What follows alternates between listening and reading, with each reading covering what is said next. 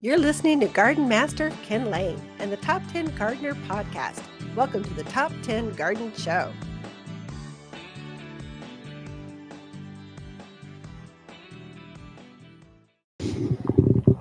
And we are back with Lisa Waters Lane in the studio. She comes each week with garden questions coming in from around Arizona. Just so you can learn something from your neighbors. So gardening is all about social, connecting, advice. So Lisa, welcome back to the Mountain Gardener. Thank you. Yeah, Good to be back. Tag team, Mountain Yes. Gardeners. So Lisa's raised in the business. Kind of, you've done this for your entire life, all 30-something, 40-something, 50. Anyway, we've been married for 36 years. You can do a little bit of math there. True. Backtracking, 4 kids, all on their own, graduated, kind of having kids now. In fact, we just heard we've got a 4th on the way in November. We're very happy. 5th.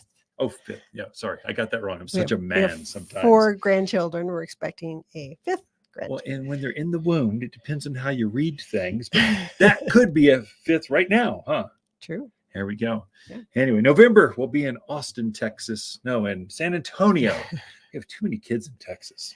Well, that is true. We'll see them all in Texas in November, just kind of up on with a new grandbaby. Yeah. So, but this is about Gardening. Now. What are people asking or doing or saying? Sure. So, been a lot of watering questions, as you can imagine, because we kind of get into the heat of summer, and it's a challenge to figure those all out.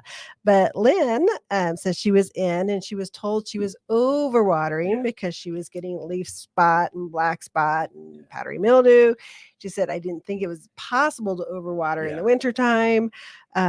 But that's what's really causing the problems? What should I be watering? So many questions. So watering, so it depends on what it is. True. So some things like daily watering. Your trees and shrubs and vines, they hate it. Your roses, they despise it. They'll wilt and wither and talk, and they'll talk back to you. Mm-hmm. And the way that plants talk back when they're overwatered is they'll get kind of wilty. They'll look like they are underwatered, and the leaves will start turning yellow. That's a secret. And then the insides, bottom leaves can sometimes get spotting, or you'll see yellowing with spots on it, or the tips will turn brown. These are all indications of, I can't breathe. I'm suffocating. The life is draining from my veins. Please stop watering. And so things that we've seen this week is lots of vines. So honeysuckle, things with dense foliage. See, plants have a way of protecting themselves. So they shade their own root structure. They actually will cool the temperature around their body, have a way of changing their environment. And that's why we plant trees. That's why we plant shade trees, because trees are just a big glorified version of a honeysuckle that shades bigger areas of their surrounding to cool it down. So a tree can cool down their environment by 10 to 15 degrees. It's dramatic. I mean, it's not just the shade. They're physically changing. They're adding humidity. They're reflecting the sun. They're changing the wind. They're doing this knowing what they're doing. They're smart. Plants give them more credit. They know what they're doing. But what they need is to breathe at their roots. And so if you're watering every day your rose tree, your rose bush, your vines, your big shrubs, red tip photinia, they're going to tell you. And they're gonna cry out, going, please let me breathe at my roots. And so I would say right now, your trees and shrubs, give them a deep soak. Yeah, once a week. It's plenty. I know it's 95 and you are so hot, but they're not. They're basically hanging out. They're changing their environment. It's like you going out to your covered patio and you're just enjoying the shade, watching the sunset. That's what they're doing out in the yard in full sun. They're changing their environment so it's cooler for them. They're shading the roots so the roots don't get sunburned. And so they're changing their environment. So if you go out every day and water your rosemary, it's going to not be happy. So I say back off some. Now, that's just with your flowering, your container gardens, your hanging baskets, your tomato plants, different. These are short, shallow-rooted plants that are producing heavily right now. They're putting on tomatoes and cucumbers and pumpkins. They're actually producing stuff. So they're more sensitive. So they're probably, realistically, every day, every other day, somewhere in there is probably about right. Hanging baskets for sure. it's like 10% humidity with a breeze coming through, they're going to dry out daily. So they'll need more. So it just depends on what it is. But if you see yellow leaves, that's almost guaranteed it's overwatered right now.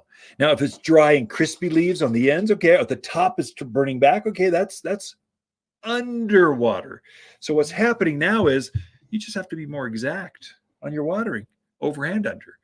And so talk to your plants. Gardening is about communing with living, breathing, wild things that we've harvested out of the wilderness, brought into our backyards and tamed them. Now we're training them to adapt to your backyard. Help them. Talk to them. They're like puppy dogs. They're talking to you. You just got to know how to read plant. And if not, bring a sample in and we'll tell you how to read plant. We can show you how to, I've seen a lot of leaf disease. So spotting, some mildew, some white coating stuff on the tips of the leaves on geraniums. And so those are all indications of, I'm saying too wet. Another insider tip, probably the most important of all of them, and this is the curse of Phoenix and that whole desert thing. They're sending up bad information to us. Water in the evening. Plants will absorb more of this.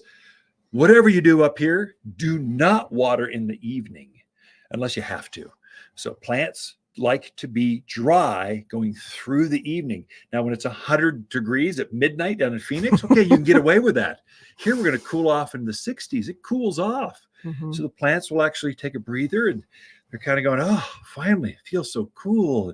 And they're going to take in some moisture then from when you watered in the morning.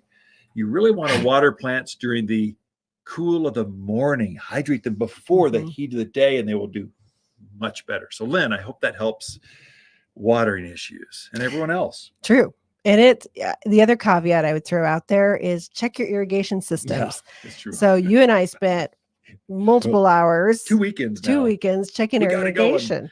And we found a lot of things, some that were gushers, some that there was no water coming out of, and we're like, oh yeah, that's why that plant was looking like that. So everybody says, oh, my system's fine. Actually go out and check your system and make sure it is running. Yeah, we had several abandoned emitters that were still running, watering nothing. So that's just a waste. So we're growing weeds. That's not good. We had some that winter damage. It had cracked some of the main valves. So we ran it a couple times just to see if we could see where water spots were showing, or if we could hear the water running. And so then we find, okay, there's a coupler that's broken. Let's just change that. Change it out. No more leaks. So we're not growing weeds. And then we saw some stress in the backyard, not the front yard. The backyard, we got 4 valves in the back, 4 in the front. So we got everything micro irrigated exactly. 2 solenoids. That's that electric black knob at the top of your valve. That's what the clock activates on and off. Well, 2 were bad. So the clock was saying, you're fine. You're looking good. Your plants should be going great right now. It's talking to satellites. It's giving you weather insight. It's communing with your app. And it turns it on. But when the valve doesn't actually activate, that's an analog like roadblock. So your digital stuff's all going, yeah, all good. And then it doesn't activate the valve. Change those out. Boom. Started working right away. Plants look 100% better. And then we had a bad pressure reducing valve. So your drip irrigation, it runs not at house pressure. If you're running directly off a hose bib right in, 50, 60 pounds per square inch into micro irrigation, it's going to blow heads off. It's not going to be true to its emitter head. You need to reduce that pressure typically to 20 to 30 pounds per square inch. So you're cutting that in half, and then everything flows correctly. Well, we had a bad one. It was leaking, causing issues, and that valve, the tree and shrub valve in the backyard, was just not accurate. We're going, what is going on with these plants? We changed it out a couple of weeks ago, and the catalpas are blooming better than ever. I mean, things are just going crazy because they're getting the accurate water. Right. The clock said I was right. The system proved the plants told us you were wrong. The clock is not right. And so we went out and adjusted. And I think it takes a tag team. So my hearing's not the greatest. Lisa's is awesome. I'm not a detail person. I'm more like, it's Lisa's detail. She was out there walking around going, I think I found another one. I'm going, okay, I'm bringing my little irrigation box over and changing things out. And it took a little bit. We got it together. Thanks for the help, babe. Oh, sure. Yeah, I couldn't have done it without you. Okay, so One question and a couple comments, and we're out of time. Ken and Lisa Lain, the Mountain Gardeners. Be right back after this. Plants are a lot like puppies. They need care, water, and food. You wouldn't forget to feed your puppies, so don't forget to feed your plants. Water's 744 All-Purpose Plant Food is a gourmet meal for your plants. The only food for Arizona plants with the nutrients they need for big blooms, a hefty harvest, and tremendous trees, all naturally. It's time to feed your plants with 744 All-Purpose Plant Food from Waters Garden Center in Prescott.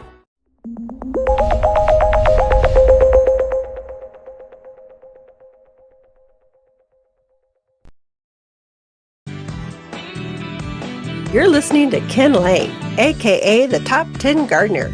Ken can be found throughout the week in Prescott at Waters Family Garden Center. Listen daily as he answers the top 10 questions of the week, streaming on Apple, Google, Spotify, or wherever you download your podcasts.